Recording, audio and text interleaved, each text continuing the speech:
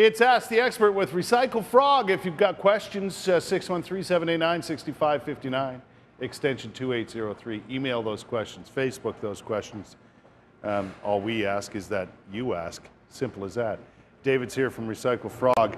There is a recycle angle to all of this. Recycle Frog is your name, but you're concerned about the environment, and you help out by doing what you do. Yeah, well, I think most people don't realize the significance of doing what this does. Financially, of course, it benefits them, and that's the number one thing, of course, that we want to take care of first and foremost. But at the back end, what they don't realize that this simple little ring that weighs about 8 grams generates about 15 to 20 tons of mine waste. So to get this amount of gold out of the ground, you're generating a lot of waste products. You're having to dig deep into the earth, sometimes over a mile deep into the earth, to pull out that little bit of trace gold. Then they have to refine it. They generate a ton of byproduct waste and things like that. So, so just looking at this is a fair bit of gold here, but you're looking at probably close to about maybe 800 or 900 tons of mine waste. So, just from that, 400 to 450 cars,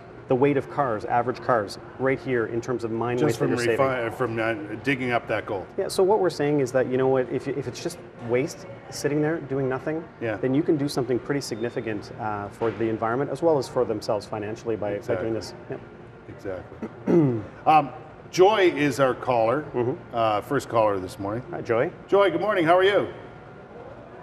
Hello, Joy. Hello. How are you? I'm good, and you? Very good, thank you.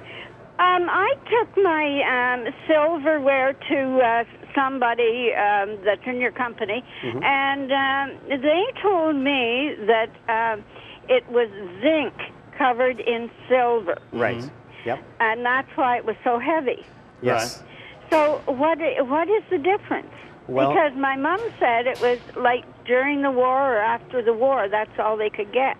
Yes, well, that's actually a very good point, Joy, and thanks for giving us a call on this. A lot of the flatware that we see, I would say about 70% of it actually ends up being plated material. So it's a base metal like a zinc or a copper or a brass with silver on top. Silver that's electroplated on top of it. So especially around the time of the war, silver was not something they wanted to use in flatware. So they found something really cheap, and because they were using silver and other things that were related to the war and things that were going on overseas. So they would find something less expensive, and in this case it would have been zinc.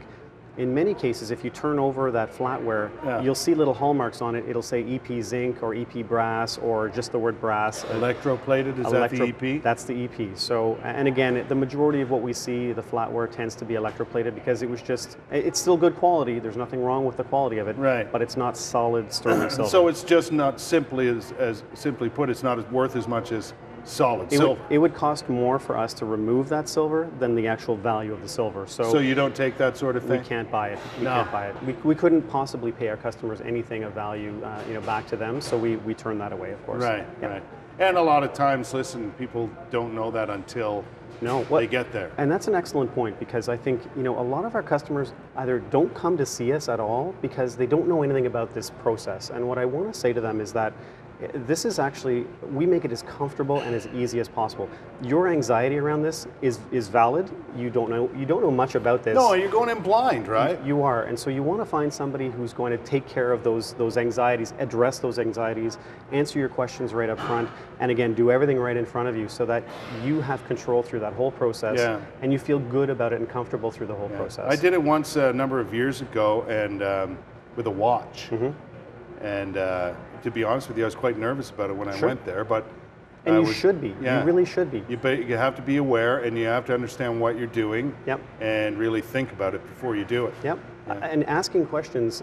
There's never a bad question. Well, I was in line for a long time, and I kind of watched and learned as I went to see what was happening. Absolutely. Absolutely. We've got another caller on the telephone. Roland is with us this morning. Roland, good morning. How are you?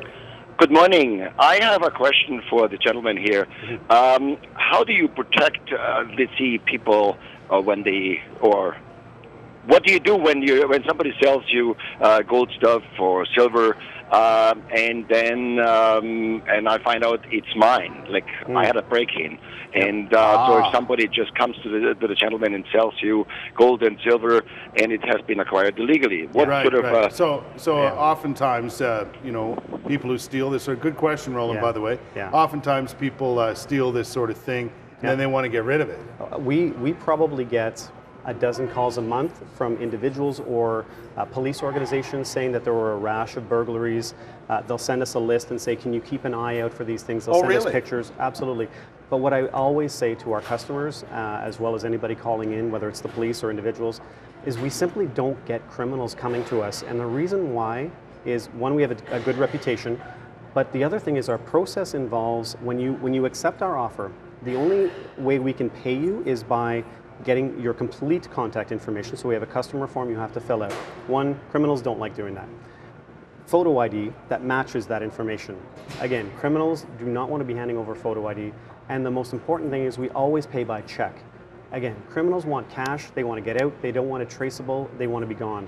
So in the 5 years that we've been doing this, I can count on one hand how many times I was looking across at somebody that I knew was a criminal, and when I pull out all the stops and tell them everything that we need, they find a reason to get out of our office, and that's fine with us. I have people coming in or calling me saying, I've got $5,000 in gold, but I want to be paid by cash, and we say, absolutely not.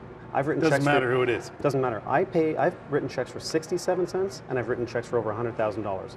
And the company will always pay by check, and that discourages criminal activity completely.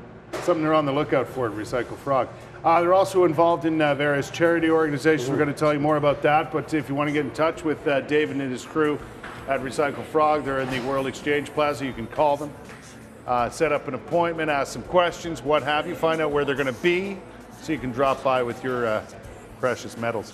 One more segment of Ask the Expert with Recycle Frog is coming right up.